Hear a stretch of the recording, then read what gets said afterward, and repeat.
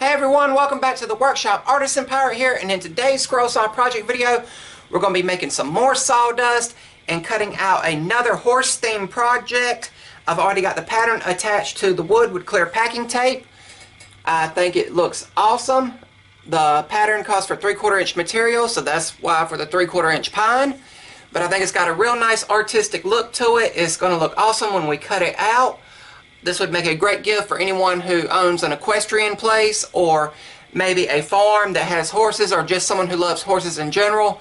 The last time I cut out some horses, I give it to my aunt and she really loved it. So this piece, once we get it done, will probably also end up at my aunt's house out toward the country. But what we're going to do now is drill our pilot holes over on the drill press so we can start scrolling, and then after we get done scrolling, we're going to take another piece of 3/4 inch pine and make a base for it and get it glued up. So let's get started.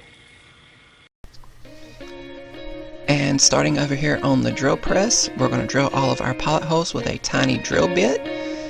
There is between 10 and 12 internal cuts on this project, enough to give it some nice detail. Then we're going to head over here to the scroll saw and start our scrolling. I am using number 5 reverse tooth shark tooth scroll saw blades. And even though this wood is 3/4 inch, these blades are awesome and are cutting through the wood like butter. Just going through all of the internal cutting here, starting with some of the smaller internal cuts and going to some of the larger ones. This pattern is designed by Steve Good and is available as a free pattern download over at his website at scrollsawworkshop.blogspot.com over in the pattern catalog.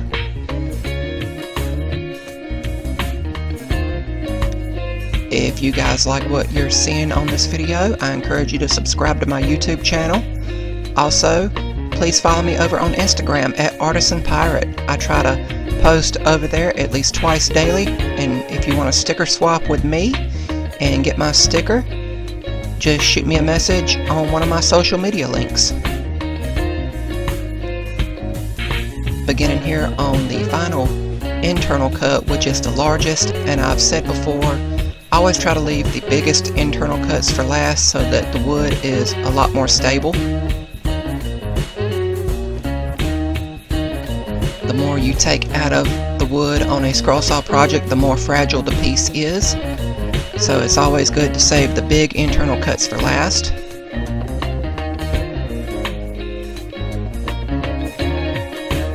Now we're going to begin to release the piece from the wood. And the pattern just fit onto this scrap piece of 3/4 inch pine. And you'll see here that I actually ended up cutting away some of the waste there and dropping it into my bucket. This down below me, and we continued on.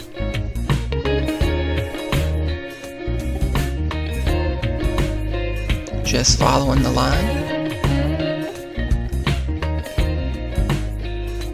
And we're going to take another piece off here and then begin with this final part right here, which will finish up all the scroll work.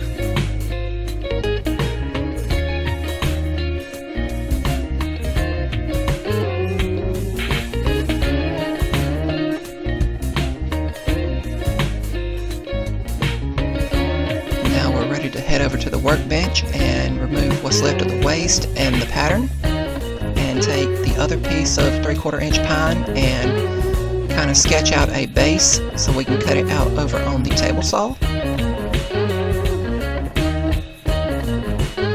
And over on the table saw, we're going to first use my homemade push block to rip the wood down to its length. I'm going to move the fence over and put the miter gauge in so we can square up both ends and cut the piece to its final length. And now taking the palm sander with a high grit sandpaper and sanding the wood nice and smooth, front and back, the horse and the base. And then when we're done with that, I'm going to take just a basic paintbrush and brush off a lot of the smaller and finer sawdust. Nice and clean. Use some Gorilla wood glue to attach the horse to the base, and I'm going to use some rubber bands to basically use as clamps to hold it in place while it dries. And I let it dry maybe an hour, hour and a half, and came back and removed the rubber bands, and the project was completed.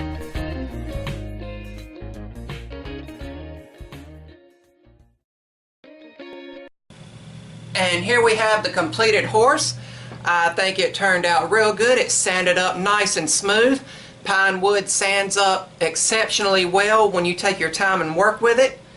I think it turned out real good. We got the base on there and everything, and I didn't put a decorative edge or route anything onto the base because I did not want the base to distract from the beauty of the horse. It is an awesome design. It took me about 30 minutes to cut him out start to finish. Nice look at it there from some different angles. Really think it looks cool, and again, I'm probably going to end up giving this to my aunt, and I know that she will really appreciate it and love it. But here it is. Wild horse. Another awesome design. That is about all for this video. Remember guys, if I can make it, so can you. I'm the Artisan Pirate. Take care, and I'll see you guys real soon.